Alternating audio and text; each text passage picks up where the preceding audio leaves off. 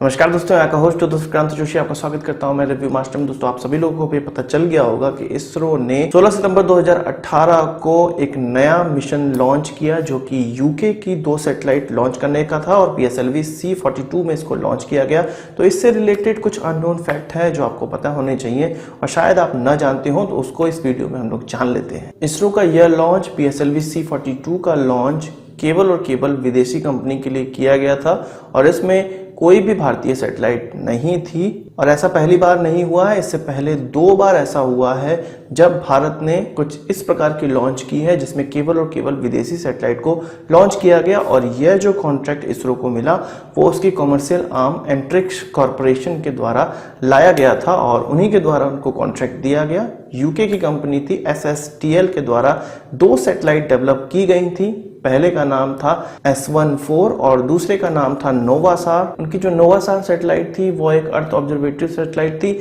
जो कि जंगलों की क्या स्थिति है इसको रिकॉर्ड करने के लिए, आइसबर्ग की क्या स्थिति है इसको रिकॉर्ड करने के लिए, समंदर में जो कोई नाव हमारी जा रही है उन सभी नावों पे नजर रखने के लिए, इस तरह के काम के लिए यह सैटेलाइट थी। इसके अलावा S14 जो सैटेलाइट थी वो मेनली अर्बन मैनेजमेंट और एनवायरनमेंट पे नजर रखने के लिए थी। बेसिकली कहा जाए तो दोनों ही सैटेलाइट कुछ अर्थ इमेजिंग सैटेलाइट ही थी और दोनों का अलग अलग काम था। इस लॉन्च से इसरो को और भारत को 200 करोड़ रुपए की कमाई हुई है और इस लॉन्च को रात में ही क्यों लॉन्च किया गया इसका भी एक बहुत बड़ा कारण है। जो कंपनी थी जिसके ये सैटेलाइट लॉन्च किए गए हैं, यूके की जो कंपनी थी, उसका कहना था, स्पेसिफिकली कहना था कि रात में इस लॉन्च किया जाए क्योंकि जब ये रात में लॉन्च की जाएगी तो इसको वह कक्षा प्राप्त हो पाएगी, उस ठीक समय पे वह कक्षा प्राप्त हो पाएगी जहां पे इस सैटेलाइट को होना है उनके काम के लिए। आप में से बहुत से लोगों के ये प्रश्न होते हैं कि ये सैटेलाइट आपस में टकरा क्यों नहीं जाती, तो इसकी गणना पहले से ही कर ली जाती है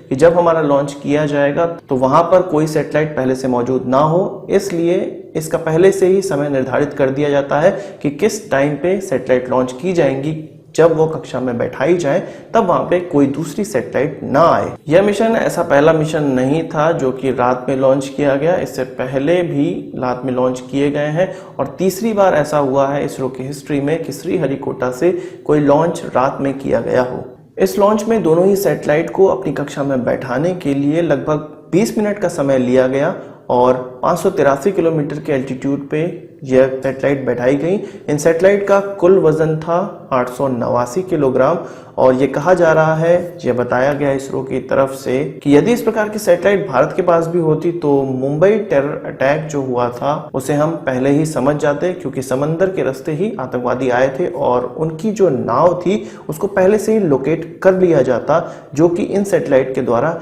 यूके करना चाहता है। हालांकि हमारे पास अब इस प्रकार की सैटेलाइट आ गई है जिसको रिसोर्स सेट 2 कहा जाता है और इसके द्वारा हम समंदर में जितनी शिप हैं उन पर नजर रखते हैं। कोई अजीब हरकत होने पे उसको डायरेक्ट भारत सरकार को बताया जाता है। तो ये थे कुछ अननोन फैक्ट PSLV C42 से जुड़े। यदि आपको कोई सवाल या सुझाव हो तो कमेंट बॉक्स में जरूर लाइएगा और यदि आपने हमारा चैनल तक सब्सक्राइब नहीं किया है उसे भी कर लीजिए क्योंकि हम इस प्रकार की वीडियो लाते रहते हैं और आप सभी लोगों को, सभी भारतीयों को या ऐसे लोग जो इस लॉन्च से खुश हुए हों उन सभी को बहुत बहुत बधाई। नमस्कार, थैंक यू,